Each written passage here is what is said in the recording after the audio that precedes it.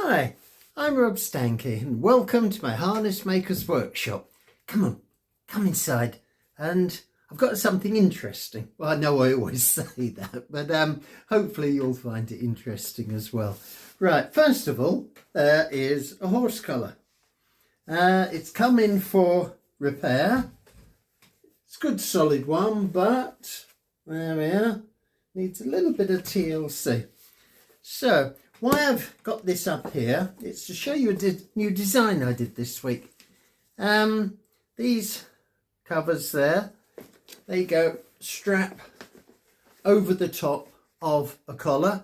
It helps keep the rain off the animal's neck if the collar is split. That's two sides buckle up together, and it gives a bit of ornamentation to it. So I'm going to pop this collar down now. Pop him there. Now, that is the collar the pad as it came in.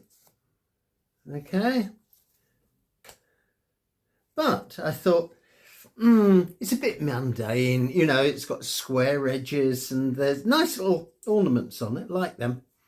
So I designed, how about that? Rather different. So I can also put different colours in, and it all originated from this pattern. I designed the pattern, cut the leather, stitched all round, choice of colours. So that's what this video is about. So come and have a look. As for the collar, that'll be another one in the future, okay? But this one is showing you just how you can bend a design and with different colours and get something a bit different, which I like to do. Okay, so come on and have a look what's on the bench. And now, having put the pattern onto the leather, marked round it, cut it with this head knife of mine, cut round, and there's the last few bits to cut off here. There we go. That's the waist that comes off it, and now we have a nice pattern and base to work from. And now, having cut all the waist off with the head knife, I've got to smooth the edges. It's very sharp when you first cut it, so I use a little edge tool here, and I just keep pulling it round and pushing the edging tool to take off these sharp edges. And you can see they're the little bits of leather, and it makes all the difference. It's nice and smooth there, and that is sharp there, which I haven't worked on yet. So I'm going to edge all round here, dye it, polish it, and then I'm going to put the creasing line in with a creasing tool. So I'll get on with this and then come back and get with the creasing and everything. It'll then be ready to put the points on. And now I've finished the cutting out with the head knife. I've given a single crease round the outside. I will be giving it another crease when I put the sewing machine around it, and then I shall put on either inch or 3/4 straps for the customer, and they will also be a nice sort of coloured insert, optional extra, different colours, red, yellow, blue. So we'll pop this on and see how it all goes.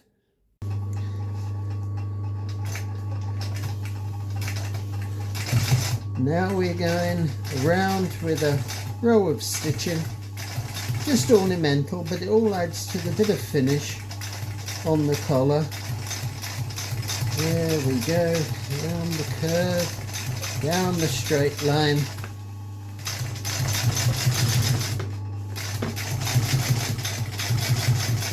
Noisy old machines, well, not old, it's fairly new, but it really does a great job.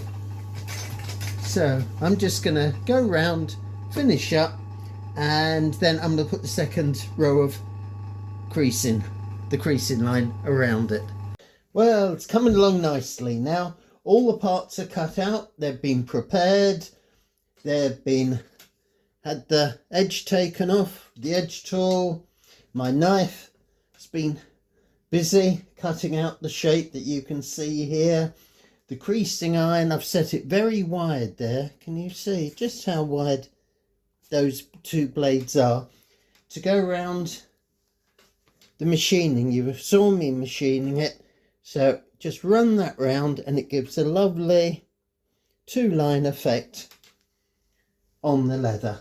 So what I'm going to do is stitch this colour flashing on top. I've pricked it all there with the 7 to the inch. I machined round the edge, but for something as intricate as this, I'd rather actually use my nice little awl and hand stitch it.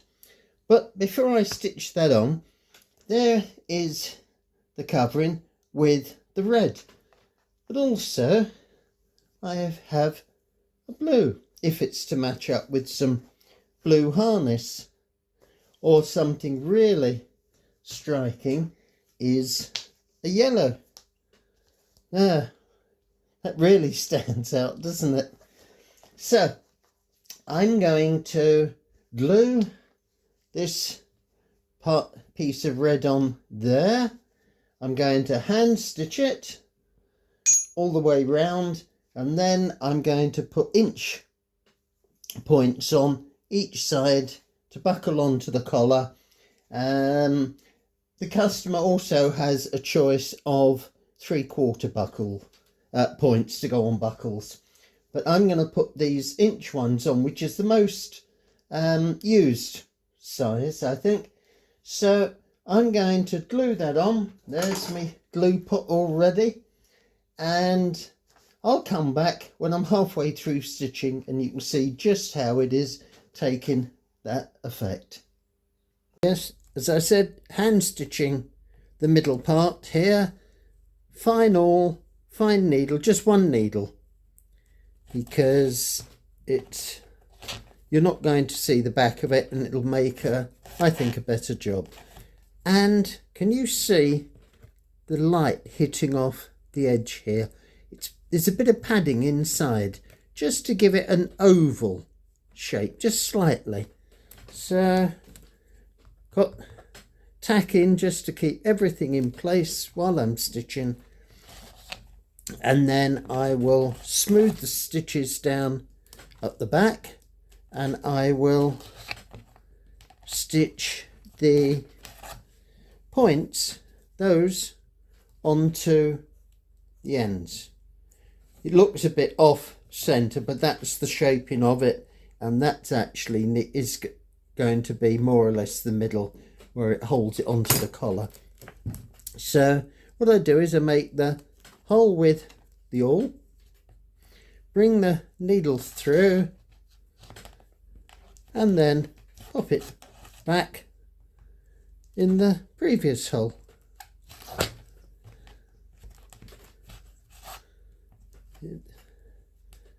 I could have done it on the machine, but this way I can get the padding in just right, and I can get all the little fiddly bits at the corners just spot on. So I'd rather do it this way. So there we have it, the finished article. Nice and padded. You can see my lights, the workshop, just picking off the curved part because it's all padded inside. Although it's machined round the outside, all the middle is hand stitched. The points to hold it onto the collar, you've got hand stitching all around there, and you've also got a name on it, so people will see exactly who made it.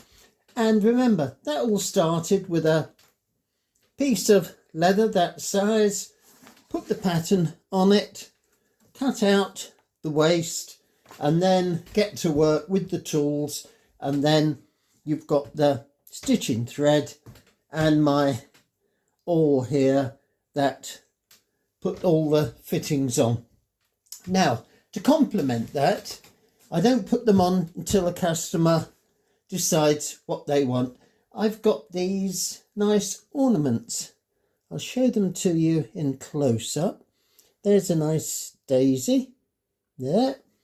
And then you've got revolving sun. I don't put them ready on because what suits one person might not suit another. And then you've got swingle tree. These are the nickel ones. A horse head.